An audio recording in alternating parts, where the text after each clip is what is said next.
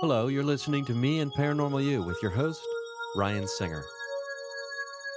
Because it's more fun to believe.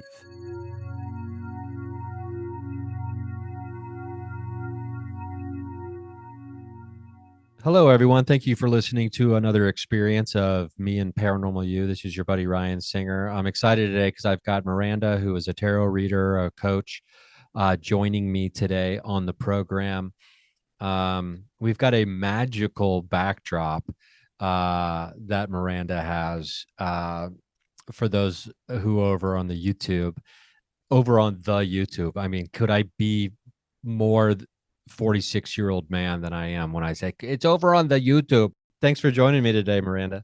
Oh, thank you for inviting me. I'm very glad to be here. So I want to discuss. I mean, I love tarot. I've got a few different decks. I I've never considered myself to be a tarot reader.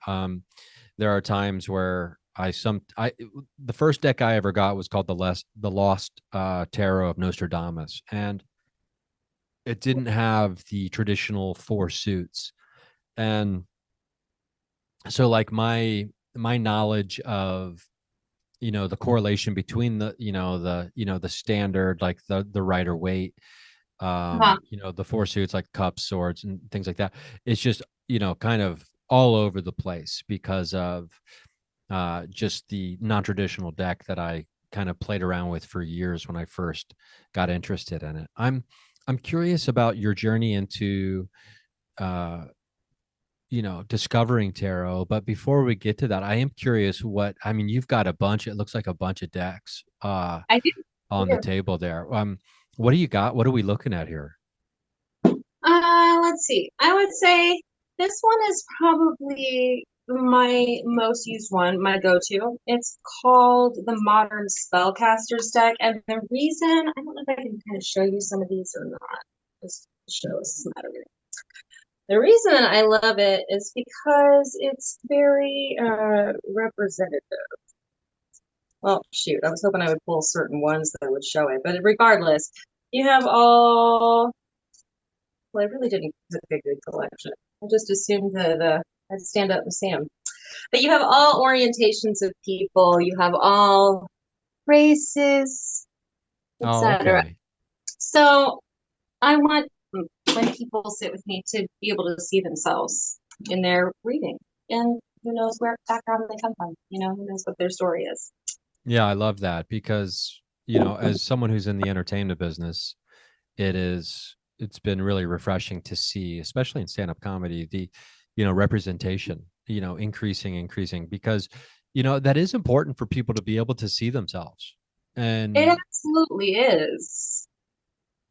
Messages from all sorts of places. I think they imprint us on a kind of subconscious level, kind of become a part of that operating system that's we're not really aware of, that directs our choices more than we think they do. So we need more representation, and we need that representation itself to be diverse. Like we need to see women in all sorts of roles. We need to see gay people in all sorts of roles, with all sorts of personalities. Sometimes they're the hero, sometimes they're the villain, et cetera, et cetera.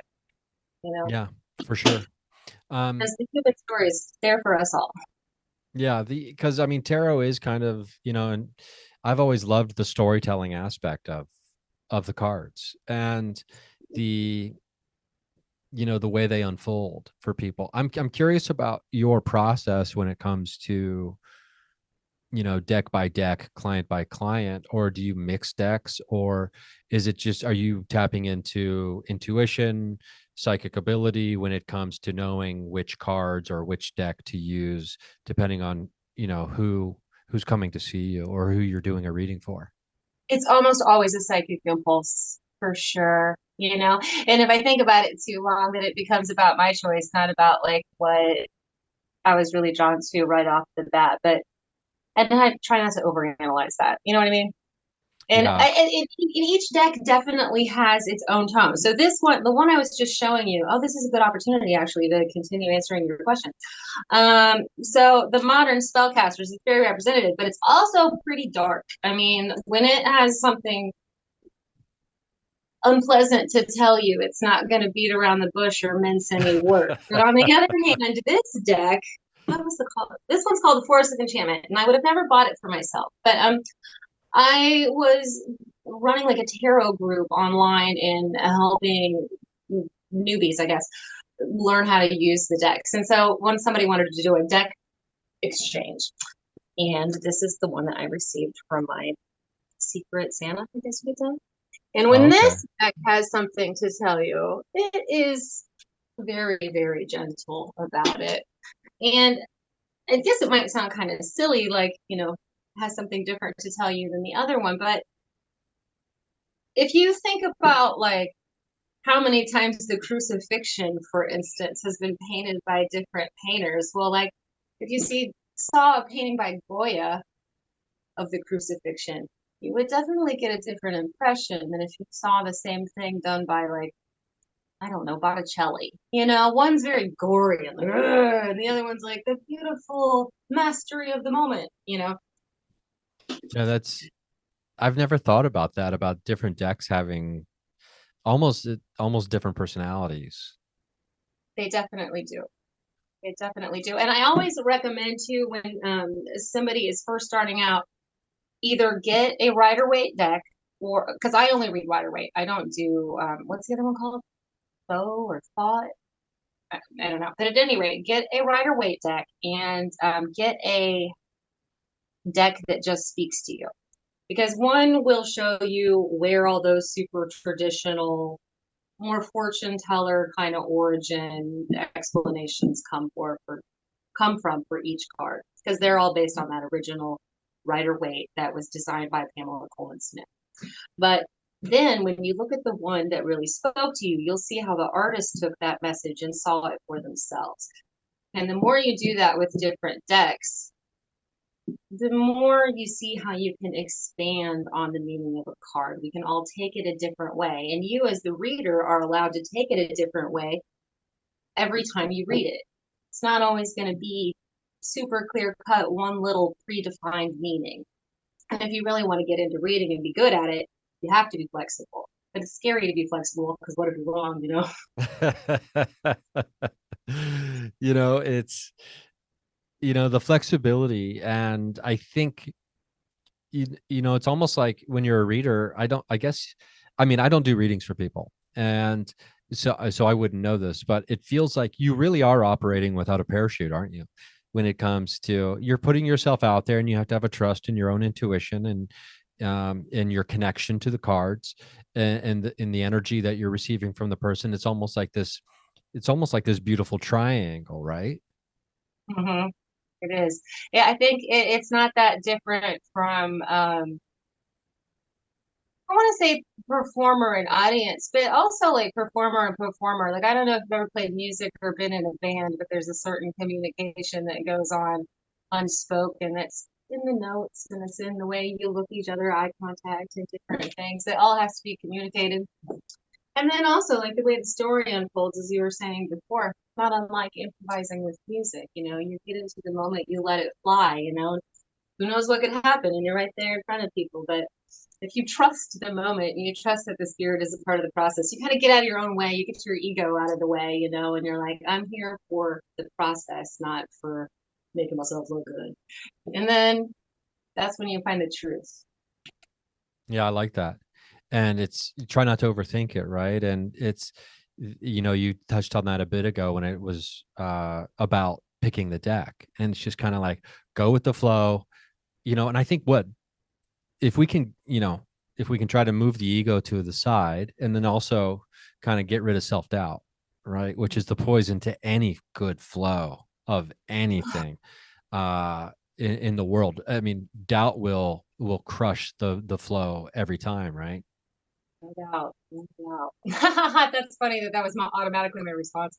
No doubt.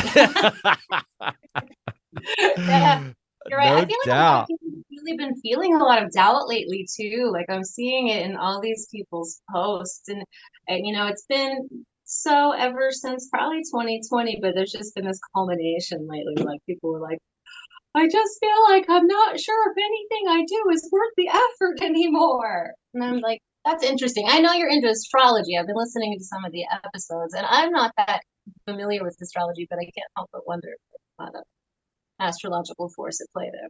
Yeah, there's, I have now, granted, I've never, even after all these years, I've never sat down and really tried to do this, but um, I still do not have the astrological calendar memorized. Like if someone tells me when they're born, I have no idea what sign they are. But I've just never been able to commit that to memory. But I do Yeah. love astrology, and you know, mostly I love astrology because it was you know it gave birth to astronomy, right? And like astrology was everything, back in the day. And I'm totally fascinated by it. But I mean, because of all the different constellations and all the, it's just in the stories that go with all of them, and in the way they tie into the archetypes of the human mind, and throughout history. And anyway, it is a very fascinating topic. But um it what's really fascinating too to me is the decks. And when it comes to tarot decks, because for the longest time it was the Rider Waite. And before that, I believe it was, or maybe I think it was playing cards, right? Like the weren't playing cards originally divination tools when they were first created? They weren't for like poker necessarily. You have your order, Oh, do I have them like flip flopped? sequence that things happened in history mixed up. Tarochi was originally a game. There's a lot of speculation about how it got to like Italy and Spain and whatnot when it did. But originally, it was played, as far as we know. We don't know its original history, perhaps. But we do know that Tarochi was a game played by the aristocracy, wealthy people that had a whole court. And this was before the printing press was invented. So to have to commission a deck was a big deal. You know, you got a court painter to come in, and every character in the deck would relate to people in your court, from like family to people that play different roles and did different jobs around your estate or whatever. But people have always used anything they had laying around for divination, from sticks to corn to pebbles. I mean, corn, you name it. Yeah, People are going tea to leaves, corn, sticks, dirt, rocks, the runes. yeah. Is Now, how did you find yourself drawn to it? Were you called at a young age? I don't know. You're from Cincinnati, correct? Well, from Dayton. Oh, Spent a lot of I time in that Southern Ohio area. Well, did you live in Cincinnati when the Whatever Works Wellness Center was open? No, I've actually never lived in Cincinnati. Oh, okay. I spent a lot of time there for work, back in the day, and just Well, the doing reason shows I and asked stuff. is because I grew up there, and my parents, one of their closest friends, owned a wellness center. I can't remember when she opened it. I want to say it was like the mid '80s, and anyway, they taught Tai Chi and yoga and meditation and sold tarot decks and had witchy ladies hanging out there and stuff. So I hung out in the, back end of this like new age witch shop growing up. And with all these witchy ladies, they're all into like supplements and being healthy, but they're smoking and drinking coffee all day, Well, I miss the This is 80s. the life. I mean, this Yeah, is the way. right. And so I started reading when I was 11. I just liked the decks. They had cool pictures on them, fortune telling, and all kind of mysterious stuff was super appealing to me when I was a kid. So it was just a very natural thing. And I was raised Quaker, so I was raised in this religion that really encourages children to conceptualize the meaning of God for themselves. So because I had always like kind of just grew up with this questioning myself, like, what does life mean? Like almost existentialist, like, what does life Just mean to like me? Where can I find God today? So when I first saw tarot decks, there was just obviously the same appeal to that process. now, What would you say you've been a visual learner? Would you identify that way, like as far as like the best way you learn, or are you auditory or visual or? I'm pretty visual. Yeah, I'm pretty visual and hands-on. Sometimes I feel like I'm just pretty balanced all around. I mean, I play a lot of music too. I was an art student in college. It depends on what the subject is. Oh, okay. I'm Yeah. curious. I do want to circle back to this. I'm gonna try to put a note pin in this so I can try to remember it. But because I'd love to have the discussion about music in relation to divination as well, and if it ever, what role it plays. But because to me, music is the language of the universe, um, and for me, like the possibilities are endless. What we potentially could do in the future with music when it comes to communication with, whether it's aliens, psychic communication, telepathy, etc. But um, I'm Yeah, yeah, I feel that. yeah, so I want to try to remember to circle back to that. I mean, those are a lot of big things. Like, let's circle back to math or geography. Okay, like like Sure, these big topics. But so I you're hear you. this 11-year-old existentialist, just just kind of like wondering about the concept of God. This is something I didn't realize about the Quaker religion. You said that they really encourage young people to Well, visualize the I want concept to of say God. Quakers don't have a creed. That's like the one central thing about all Quaker meetings. They don't have a creed. So the religion itself is not allowed to tell people what the Bible means or how to interpret things or what God necessarily is. Like you come up on all that stuff and it speaks to you the way it speaks to you. So everything is like open discussion with Quakers. So it depends on the family.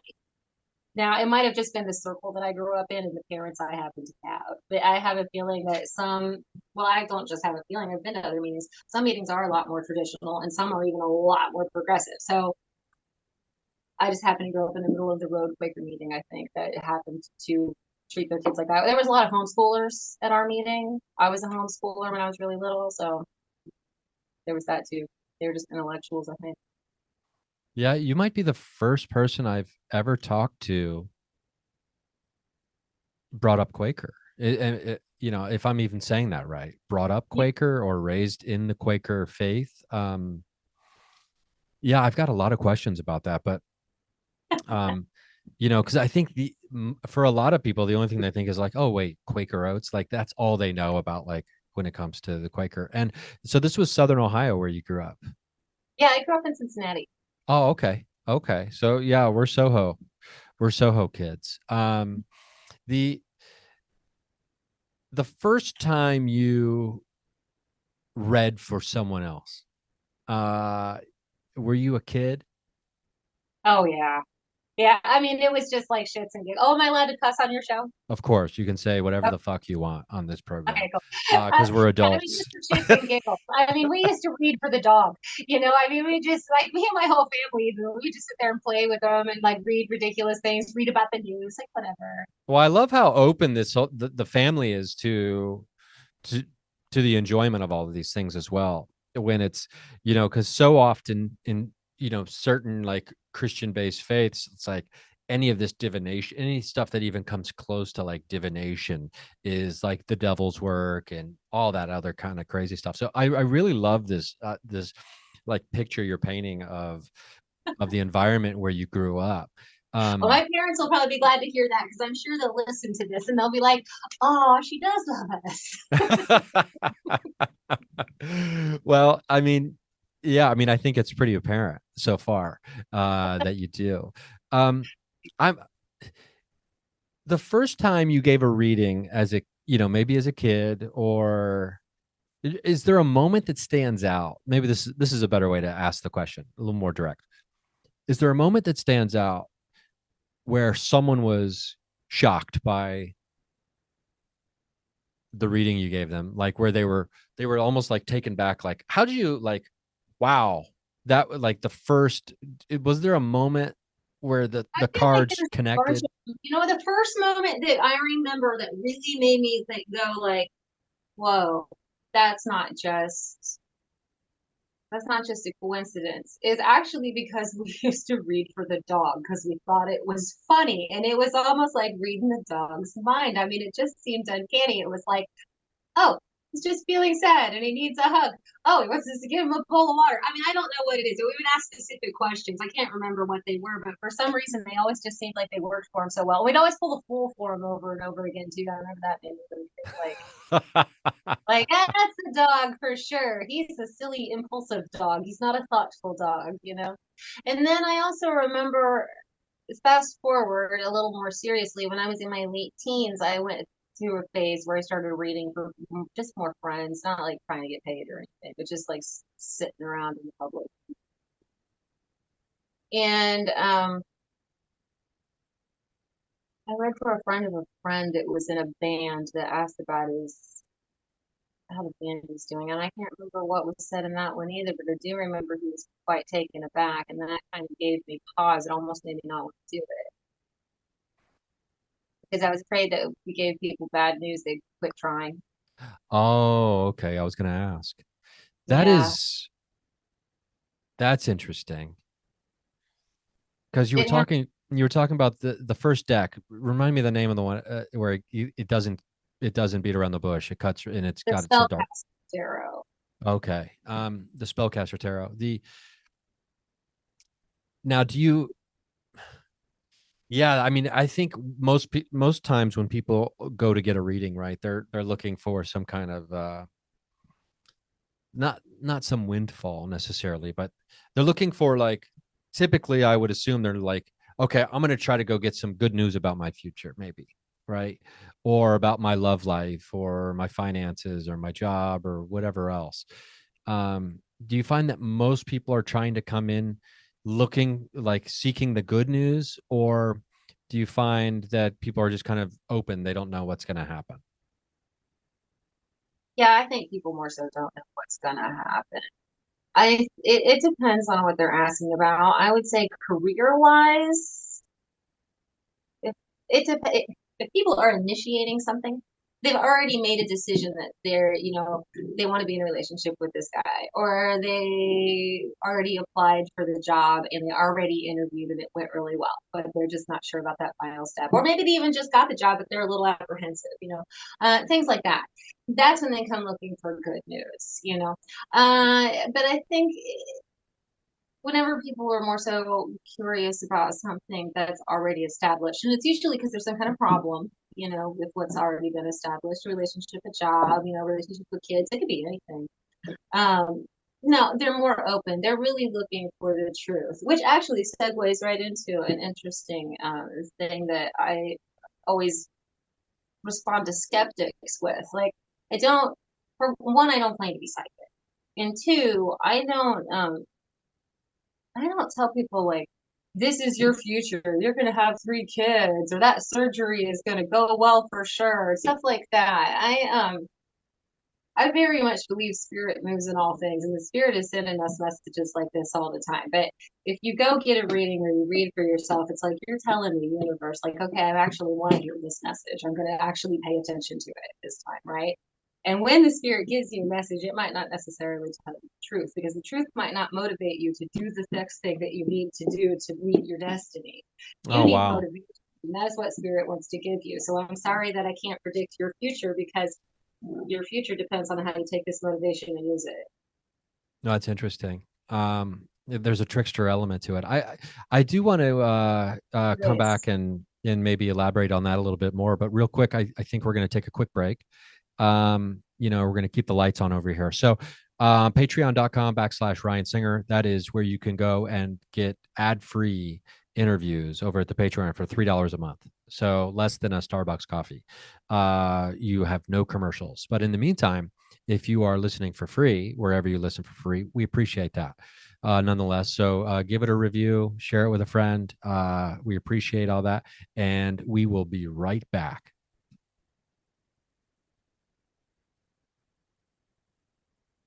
Okay, so we are back. I am talking with Miranda. We're talking about all things tarot. We're talking about the journey. Something very interesting just came up about a trickster element or not a deceitful element of spirit, but for a spirit sometimes won't always give you the truth because it knows that's not what will motivate you, and it gives you what you need to be motivated, which is this is an interesting idea. I want to pull on this thread a little bit more. So spirit doesn't really care about, I don't know, I guess the details, it seems like, right? um it's more concerned with the big picture, almost at any cost, which is a little dramatic. That's a dramatic way to say it, but is that is that's kind of an accurate representation? Yeah, and I would say so. I really see it being more so about like the path, your karmic lessons, like the things you keep walking through. Like I don't think people have patterns just for psychological reasons. Like I think that looking through why people have patterns, looking at that through different lenses is valid. You know what I mean? And I think one of the reasons why people have certain patterns is because it's their karma. And I really see that tied into generational curses too. Like I don't think generational curses are just things that come down through a family, they're things that come from a whole society. Like take like toxic masculinity, for instance. So it's not just something that comes down through a family line and manifests in shitty ways towards women, and a dude gets in a relationship with one woman. It's a whole society thing. So we're working through those patterns. And when we come to spirit, we're ready for the message. It wants to motivate us, bring us closer to us becoming aware of those patterns in ourselves and changing ourselves, because we change the world one person at a time. Yeah. Is that that's an important aspect, I'm guessing, initiating, coming to spirit, right? Yeah, yeah. I like to do a little ritual when I sit down with people or when I read by myself. Um, take a moment to get centered, and I invite, well, they're always there, but I say welcome and hello and glad to be here. So, like my guides, spirit guides, lost loved ones, and ancestors, I invite my sisters, my sitters, guides, and whatnot to come in. And I always say that we promise to make use of this information in the best way that we can for ourselves, so where the limits of our awareness will allow us to move forward. And when I'm done, I ring a little bell, say goodbye. Oh, cool. I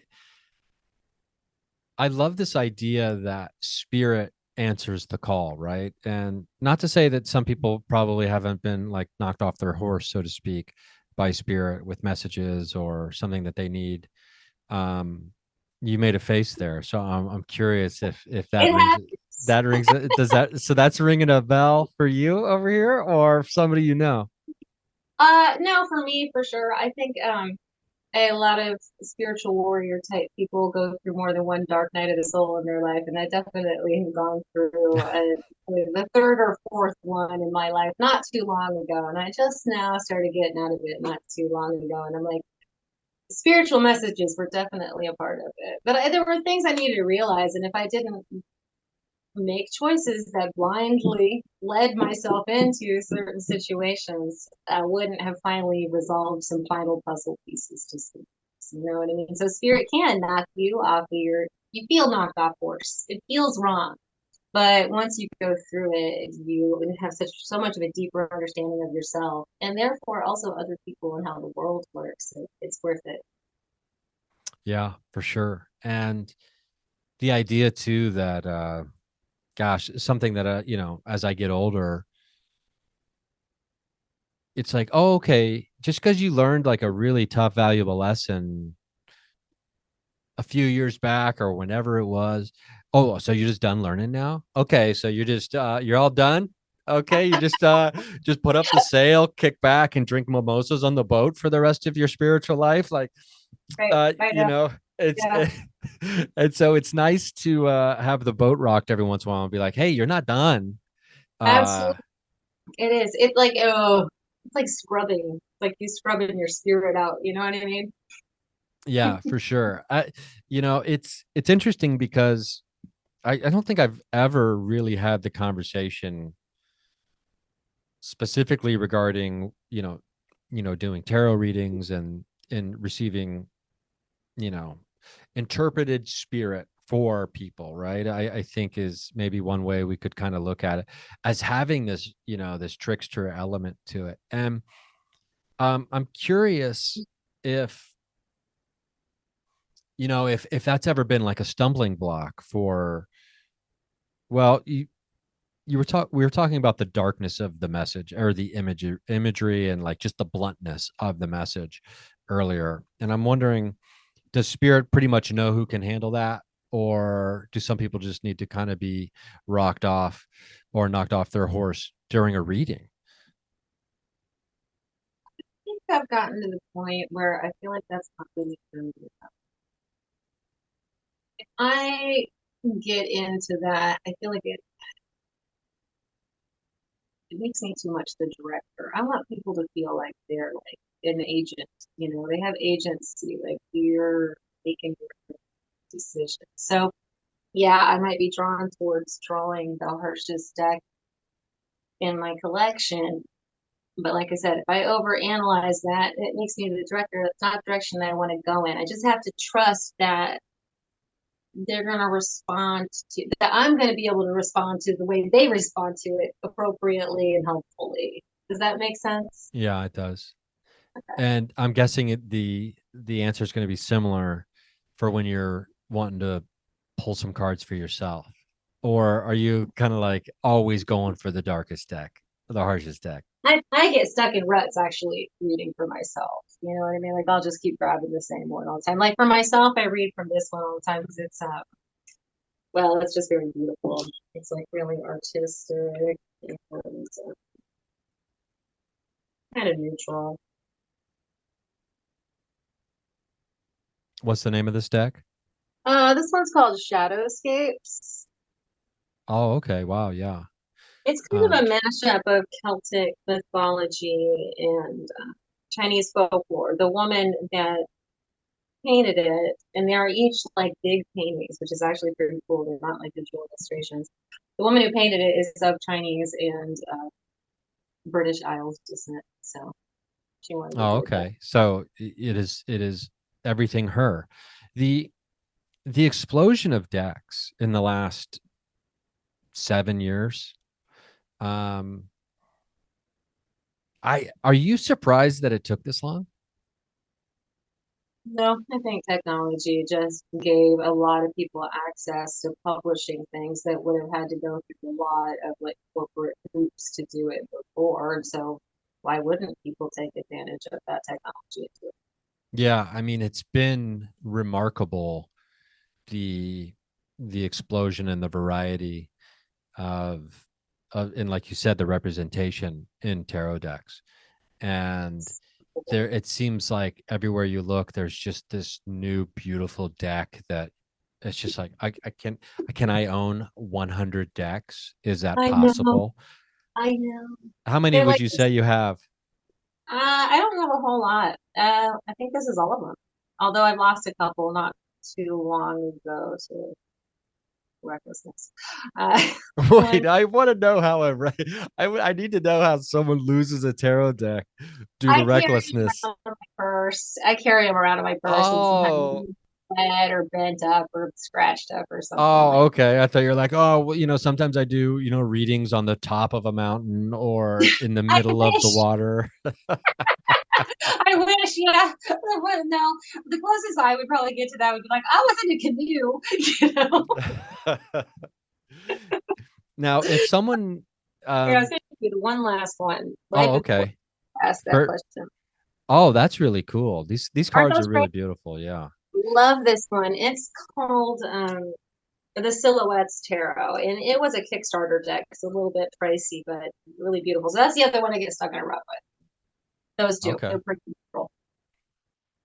Yeah. I mean, I don't know. I feel like, for me, there are times, because I do like to I'll go through periods where I forget but there are times where I'll get into a groove and I love just pulling like a card or two maybe, right, from a certain deck just to kind of like get a sense of something. And the certain decks just kind of I just feel more connected to them at different times. Yeah, And and there's certain deck like the the Lost Tarot of Nostradamus. I used to take that deck with me on paranormal investigations. And this one investigation I was doing in Florida, every time I pulled a card at the very beginning, and it was the Fool. The first card I pull at the very beginning of the investigation is the Fool. And then as the investigation went on, it was 5 days. I would pull a card, and the deck was laying itself out in sequential order. It was wild to the point where like I almost felt like I was not capable of dealing with the power that I was dealing with, and kind of had to stop pulling cards, if that makes sense. But Yeah. it was really like that's probably the most I've ever felt like there are lightning bolts coming through these cards, right? Yeah. Like they're really channeling something powerful here. Is Has there ever been a time where you just had to be like, okay, I need to put this deck down because it's too much? Or I mean, that's actually something most people listening are probably like, oh, I'd love to have that. No, but I mean,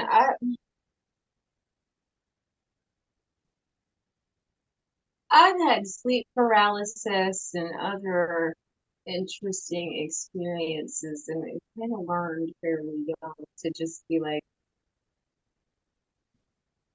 "Hello, how you doing?" And so I don't usually let it freak me out too much. You know what I mean? So I think by the time I started feeling like tarot could be pretty spooky sometimes, I had already just learned to be like, "Hello, how are you? You have something to say?" You know? Yeah. Yeah. I'm curious if you don't mind talking about it, which or in what form or forms most common for you on the sleep paralysis would you see?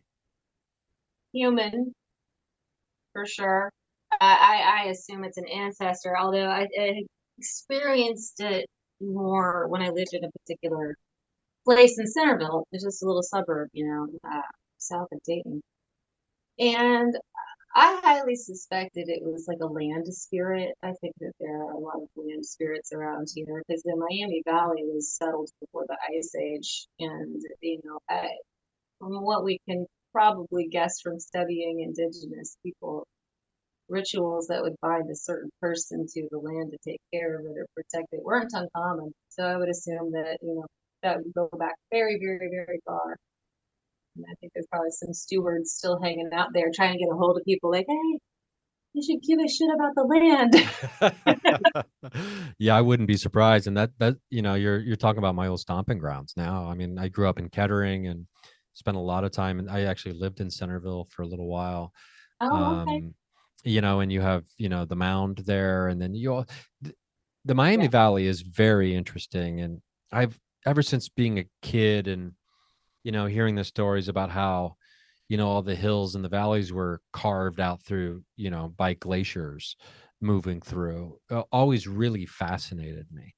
And and then you take into account everything else that's happening in that area too. There's in Ohio is legendarily haunted. I mean, I think everybody thinks their state's probably super haunted, and why wouldn't every state be super haunted? Every place in the world, you're walking over bones, no Right. matter where you go for billions of years. But I actually think there could be definite reasons why some places would be more haunted than others, for sure. Like yeah, well, electromagnetism and could be like physics, certain things.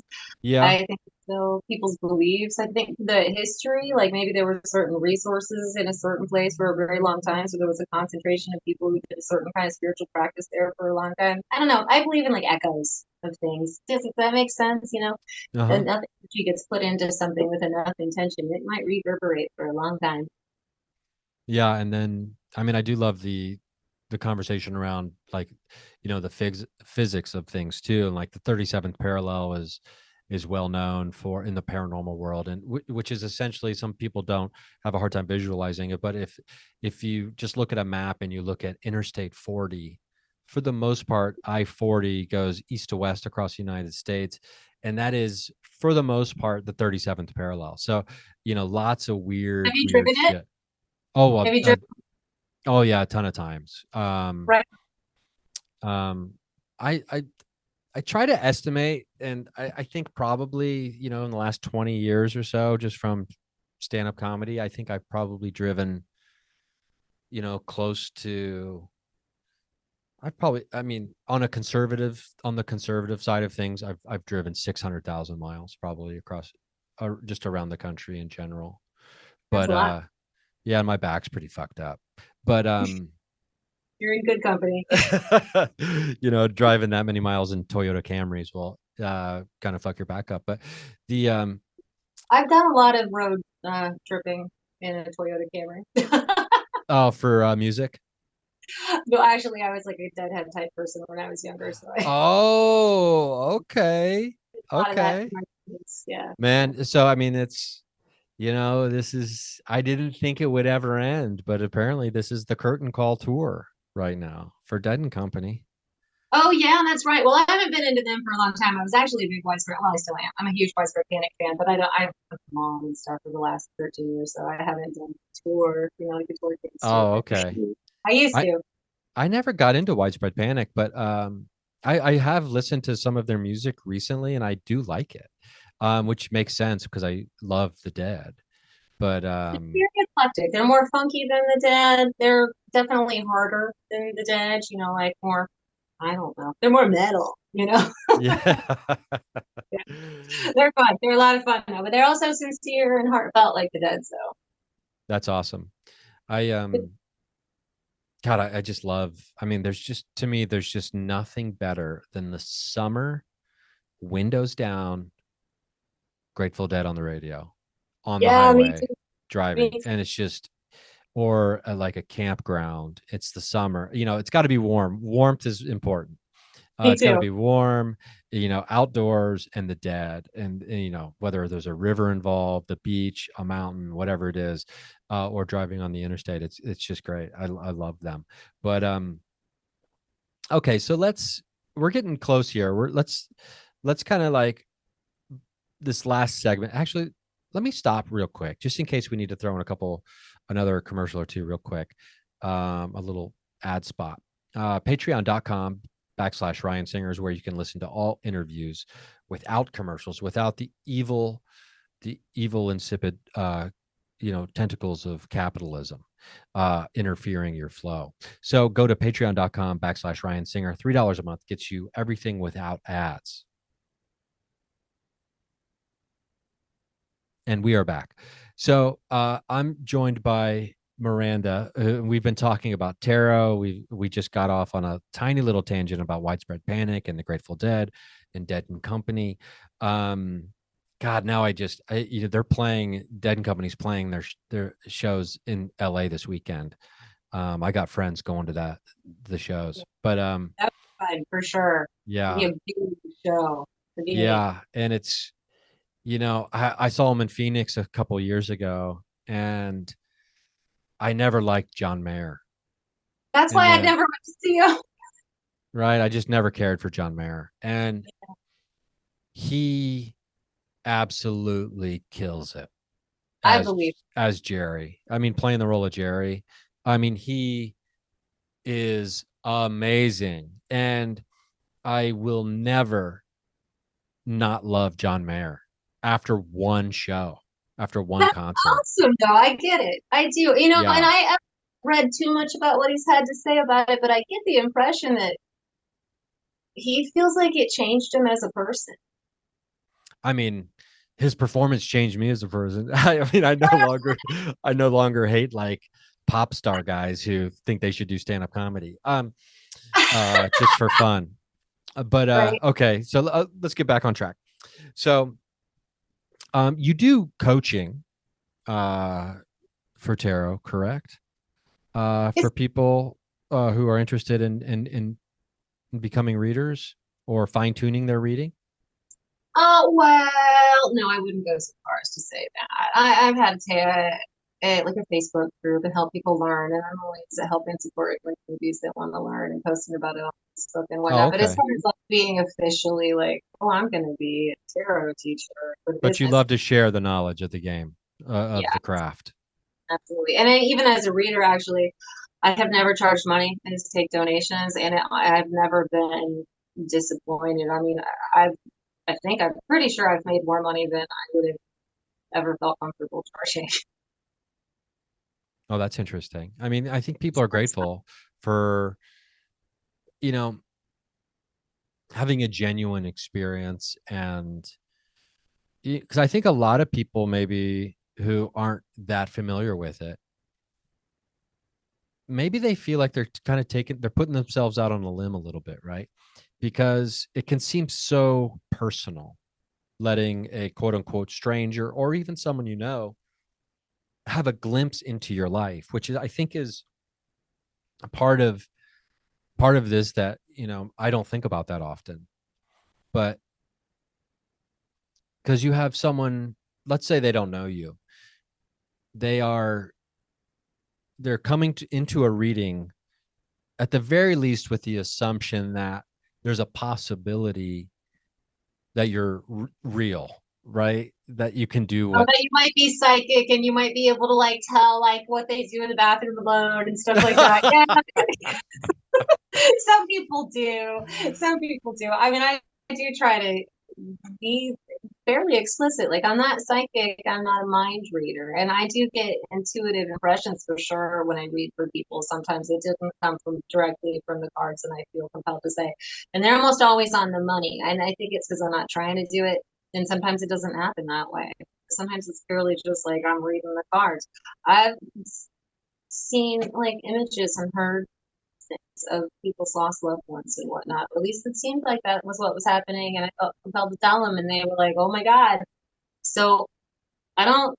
I'm real hesitant to like let myself get any kind of an ego about it because I'm like I've always feel like even though I do this and I love using it as a vehicle, just to sit with people for a while, it just seems to help people to get like 45 minutes of support every once in a while. You know what I mean? If nothing else, so even though I do this, I always have one foot like in skepticism and one foot in total faith.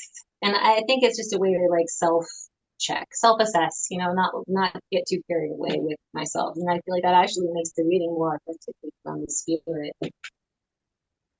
Yeah, that's really cool. I mean, I could see, it's like the villains in movies, like they just get drunk with power, right? And they just want more, and they just get so carried away, even though maybe they didn't have the bad intentions to begin with.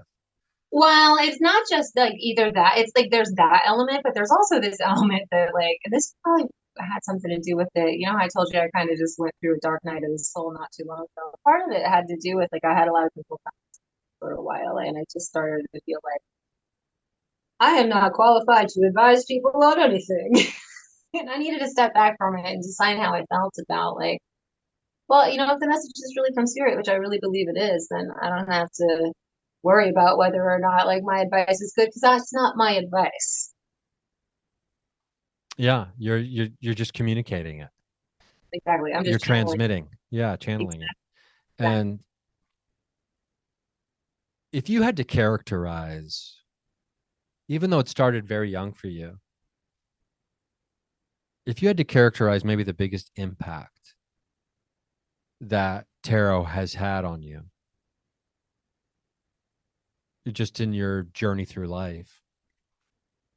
I feel like that's like an easy one, but broad. How do I sum that up? Or let me ask it this way. Let's do like the negative, like the photo negative of this, right? Like imagine your life without tarot, that you never were introduced to tarot as a kid. That would be And very, very hard for me.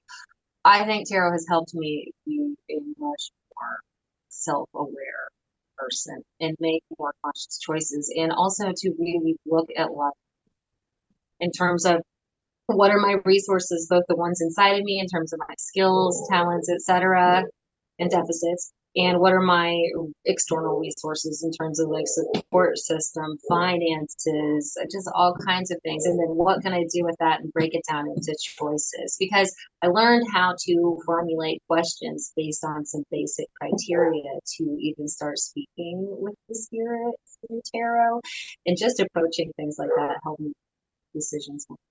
So it had a huge impact on me in terms of how I look at something top down. Oh, okay. I'd love to Yep. know more about the framing of questions when communicating with spirit, and specifically just more about that. Yeah. If you can elaborate just a little bit on that for me. Um, I think it was a very organic process. One of the decks that I read a lot was not very traditional that I started out with. My mom had a copy of Dr. James Wanless's Voyager Tarot, and I wish I had a copy of it to share with you right now because it's a pretty interesting photo collage deck, and I think it was mostly made for corporate seminars. Dr. James Wanless was like a motivational speaker in a lot of corporate settings, kind of things, but he wrote some excellent companion books that went with that deck. And I think that that actually had a lot to do with helping me learn to step back and look at it from that coach's perspective. Because that's basically what he was. And then I ended up starting to translate that into more well, let's say like woo woo approaches to tarot. So I came from that direction first, and then I went into the more like old fashioned fortune telling. Then I got into the Pamela Coleman Smith's original deck and that kind of stuff. So I had already come from this more like we're going to use it as a tool that's structured before I got woo woo. Yeah, I appreciate the structure. Yeah, it's You're like a little businessman. uh, They're like robots.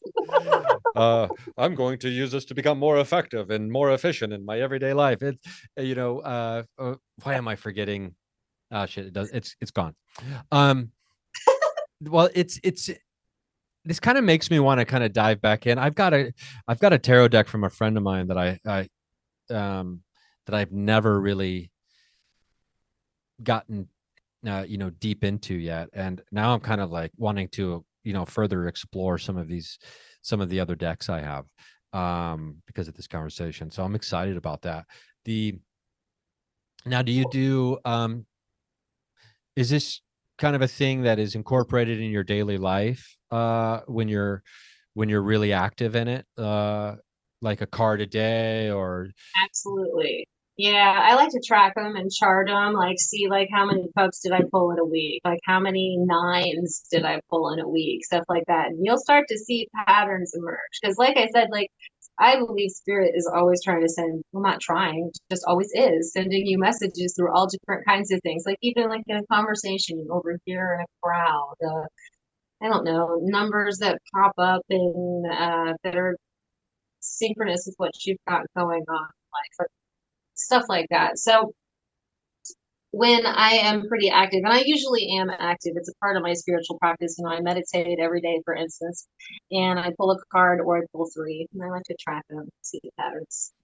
I'm curious, when you pull three cards, are you like, when I pull three cards, usually for me, and again, I'm not a reader and I'm not advanced in this, but I I always get the sense like this is where I was, this is where I am, this is where I'm headed. That's kind of like the three cards for me.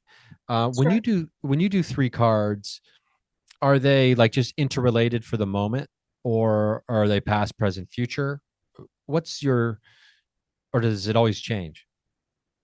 Lots of different ones. There's a lot of things you can do with the three card draw, and it's a really good place to start for beginners.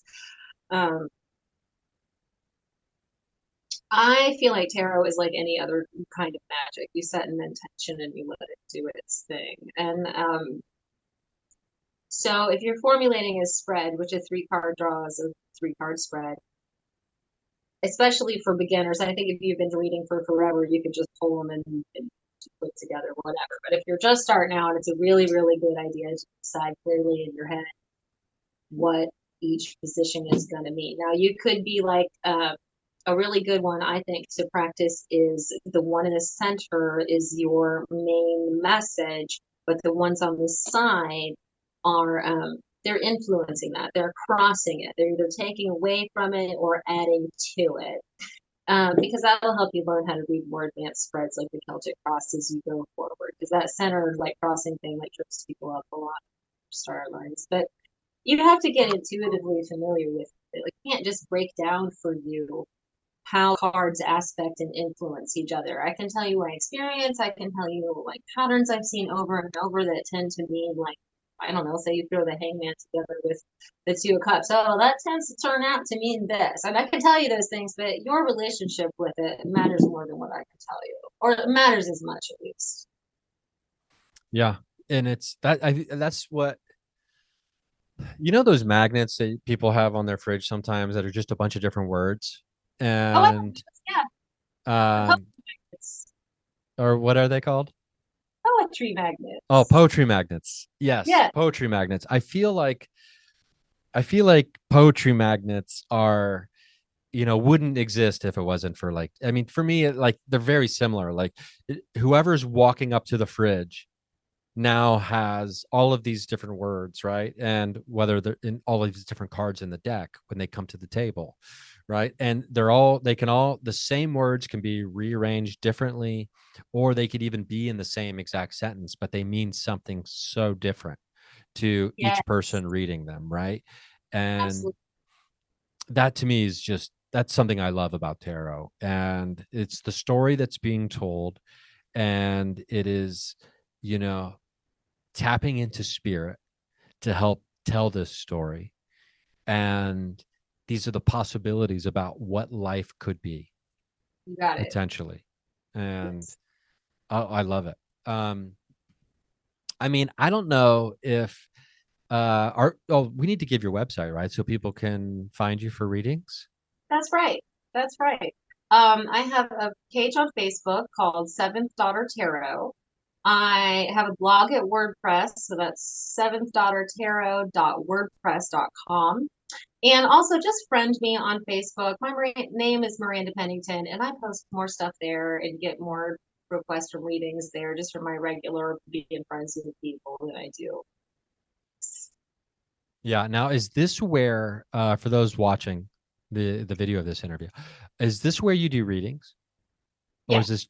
Oh, wow. I mean, who does not want to go into the woods and the quote unquote woods and have a reading done? I mean, you're in the magical forest right now. It's friends Um, fighting. yeah, that's really really cool. Well, Miranda, this has been great. Thanks for coming on and chatting about one of my favorite things in the world, and that's tarot, and connecting with spirit. And I appreciate it. And who knows, maybe uh are you still in Southern Ohio, that area? Dayton. Yeah. Oh shoot. Yeah. Okay. Well, maybe I'll see you when I'm in the Midwest. Oh, I'll be in the Midwest pretty much all summer. oh, cool. But Well, then I'm so always Oh, that's cool. And I'm always in Dayton around the holidays for Christmas for at Wiley's Comedy Club as well. But anyway, we're in touch now. So I appreciate it. And thanks for coming on today. absolutely. Thanks for having me. This was a lot of fun. You asked good questions.